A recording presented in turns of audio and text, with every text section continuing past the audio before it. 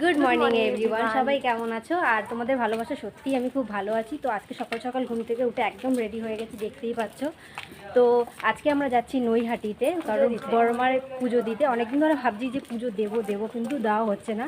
তো আজকে যেহেতু রবিবার, আজকে সবার ছুটি আছে, ওই জন্য আজকে আমরা যাচ্ছি পুজো দিতে। তো দেখতে রাস্তায় আছি, বাস স্ট্যান্ডে দাঁড়িয়ে আছি, দেখতেই পাচ্ছ বাস স্ট্যান্ডে দাঁড়িয়ে আছি। তো এখন বাস আসবে, তারপরে বাসে উঠবো, দেন তারপরে ট্রেনে।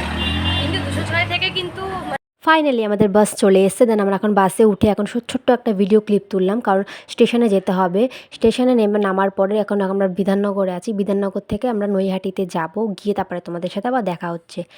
যাচ্ছি নৈহাটি, মানে বড়মার কাছে।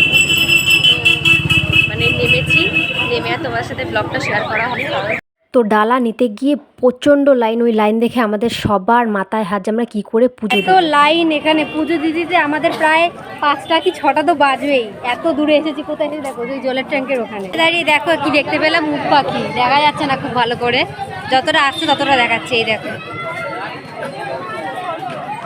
দেখা যাচ্ছে না, যদিও বা দেখা যাচ্ছে না, কম দেখা যাচ্ছে, মানে ভালো করে স্পষ্ট করে দেখা যাচ্ছে না। যদি ওই পাশে যেতাম তাহলে দেখতে পেতাম যে খুব ভালো করে, খুব ভালো করে দেখা যাচ্ছে না।